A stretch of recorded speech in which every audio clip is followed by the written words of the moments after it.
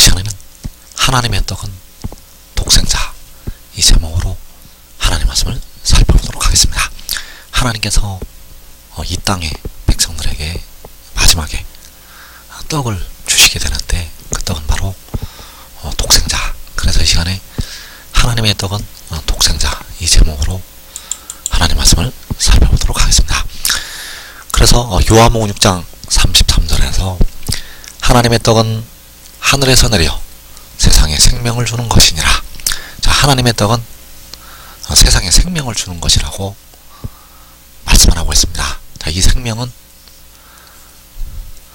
온전한 것이 올 때 주시는 생명이 되겠고, 그래서 이 생명은 하늘에서 내려오게 됩니다. 그래서 하나님의 떡은 하늘에서 내려서 세상에 생명을 주게 되는데, 바로 독생자가 생명의 떡이라고 말씀을 하고 있습니다. 요한복음 6장 48절에서 내가 곧 생명의 떡이니라. 그래서 이 독생자를 통해서 백성들이 생명을 얻을 수가 있다는 사실입니다. 이 생명은 하나님께서 백성들에게 주시는 생명, 영과 몸이 살 수 있는 생명이 되겠고, 이 생명을 하늘에서 내려서 백성들에게 주시게 됩니다. 그래서 하나님의 떡은 하늘에서 내려온다고 말씀을 하고 있는데, 이사야서 55장 10절에서 비와 눈이 하늘로부터 내린다고 말씀을 하고 있습니다. 이사야 55장 10절에서 이는 비와 눈이 하늘로부터 내려서 그리로 되돌아가지 아니하고 땅을 적셔서 소출이 나게 하며 싹이 나게 하여 파종하는 자에게는 종자를 주며 먹는 자에게는 양식을 준과 같이 내 입에서 나가는 말도 이와 같이 헛되인에게로 되돌아오지 아니하고 나의 기뻐하는 뜻을 이루며 내가 보낸 일에 형통함이니라. 자, 여기에서 비와 눈이 하늘로부터 내린다고 말씀을 하신 것처럼 내 입에서 나가는 말, 바로 아버지의 입에서 나가는 말씀. 자, 그 말씀이 역시 하늘로부터 내리게 됩니다. 그래서 그 말씀이 바로 독생자가 하늘에서 내려서 백성들에게 생명을 주게 된다는 사실입니다. 주 안에서 자는 형제들은 하늘에 올라가서 이 생명을 얻게 되었고, 그리고 마지막에 하나님께서 이 땅의 백성들에게 생명을 주시게 되는데, 바로 그 입에서 나가는 말씀을 통해서 생명을 주신다는 것. 그래서 내 입에서 나가는 말이 바로 독생자. 그 독생자가 여호와께서 기뻐하시는 뜻을 이룬다고 말씀을 하셨습니다. 그래서 이사야 46장에서 동쪽에서 나의 뜻을 이룰 사람을 부르신다고 말씀을 하셨습니다. 그 뜻을 이룰 사람이 독생자요, 그가 하늘에서 내려오게 됩니다. 그래서 하나님의 떡은 하늘에서 내려 세상에 생명을 주는 것이라고 말씀을 하고 있는데, 그 생명을 바로 마지막 아담을 통해서 주시게 된다는 것. 그래서 이 마지막 아담은 마지막에 하늘에서 내려오게 됩니다. 그 마지막 아담은 마지막에 하늘에서 내려온다는 것. 그래서 마지막 아담은 살려주는 영이 되었다고 말씀을 하고 있습니다. 그래서 마지막 아담이 하늘에서 내려오는데 무엇이 내려오게 되는가 하면 그 영이 내려오게 됩니다. 마지막 아담이 내려오게 된다는 것. 그래서 마지막 아담이 살려주는 영이 되어서 백성들에게 생명을 주게 되고, 백성들이 영생으로 들어가게 된다는 사실입니다. 그래서 그 영이 하늘에서 내려오는 것이 바로 하늘로부터 나는 것. 이어지는 47절, 고린도전서 15장 47절에서 둘째 사람은 하늘로부터 나셨느니라. 이 둘째 사람은 마지막 아담을 가리키고 있고 독생자를 가리키고 있습니다. 그래서 십자가를 지신 주님께서는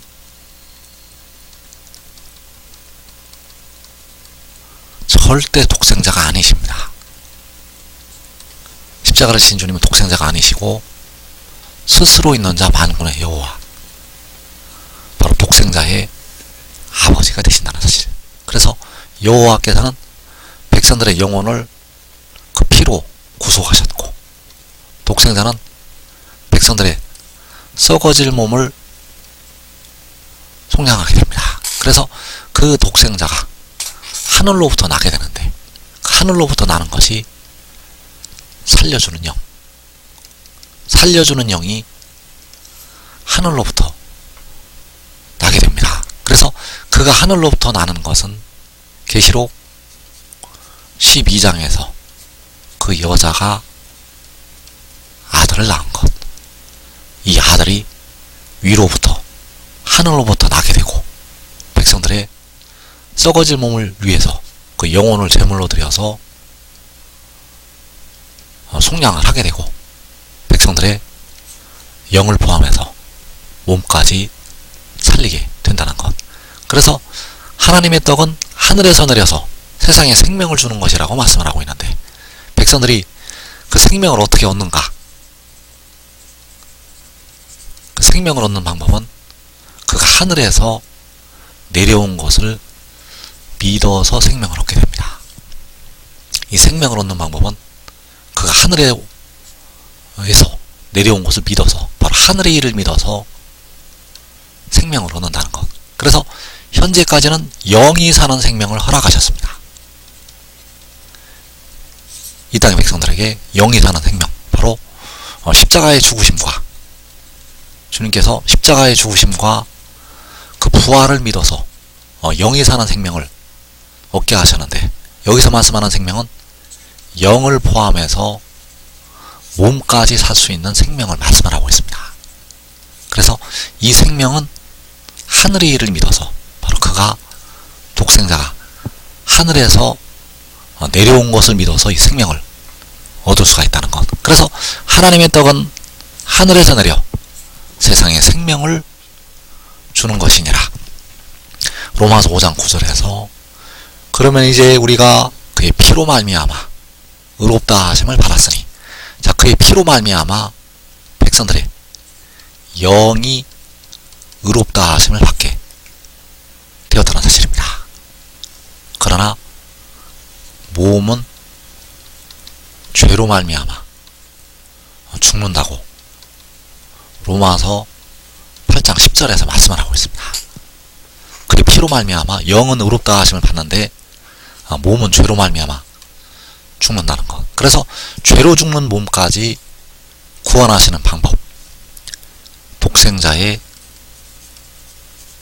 생명을 통해서 구원을 하시게 됩니다. 그래서 이어지는 10절에서 더욱 그의 생명으로 말미암아 구원을 받을 것이니라. 자, 여기서 말씀하는 그의 생명은 독생자의 생명을 말씀을 하고 있고, 백성들의 썩어질 몸을 속량하는 태초에 태어난 자의 생명을 말씀하고 있습니다. 그래서 그의 생명으로 말미암아 몸까지 구원을 받을 것이니라. 죄로 죽는 몸까지. 그래서 그의 피로 말미암아 의롭다 하심을 받은 백성들이 더욱 그의 생명으로 말미암아 죄로 죽는 몸까지 구원을 받는다고 말씀을 하는 것이 되겠습니다. 그래서 하나님의 떡은 하늘에서 내려서 세상에 생명을 주게 되는데, 이 생명을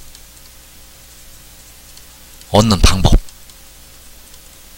이 생명을 얻는 방법이 바로 그가 하늘에서 내려온 것을 믿어서, 그 하늘에서 내려온 것을 믿어서 이 생명을 얻을 수가 있다는 것. 그가 하늘에서 내려온 것을 믿어야만 백성들이 그 속에 생명이 있게 됩니다. 그래서 그가 하늘에서 내려온 것을 믿는다는 것은 바로 그 말씀을 먹고 마시는 것. 그 말씀이 바로 독생자의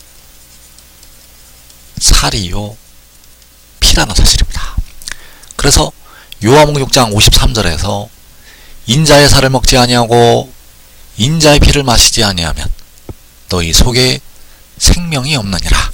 자, 백성들 속에 생명이 있기 위해서 인자의 살을 먹어야 하고 인자의 피를 마셔야 한다고 말씀을 하고 있습니다. 그래서 인자의 살을 먹는다는 것은, 인자의 피를 마신다는 것은 바로 그 말씀을 받아들이는 것. 그 하늘에서 내려왔다는 이 말씀을 받아들이는 것. 바로 아버지께서 이 말씀을 증거하는 것을 보내셨다는 것을 믿는 것. 아버지께서 아들을 보내신 것을 믿는 것이 인자의 살을 먹고 인자의 피를 마시는 것. 그래서 요한복음 6장 56절에서 내 살을 먹고 내 피를 마시는 자는, 자, 인자의 살을 먹고 인자의 피를 마시는 자는 백성들의 썩어질 몸을 속량하는 독생자의 살을 먹고 독생자의 피를 마시는 자는 내 안에 거하고 나도 그의 안에 거한다고 말씀을 하고 있습니다. 독생자 안에 거하고 독생자도 그 안에 거하게 된다는 것. 그래서 그리스도 예수 안에 있는 자에게는, 바로 독생자 안에 있는 자에게는 결코 정죄함이 없다고 말씀을 하고 있습니다. 정죄함이 없으면 환난에, 징계에 들어가지 않습니다. 하나님의 집에서 시작이 되는 그 심판에 들어가지를 않는다는 것.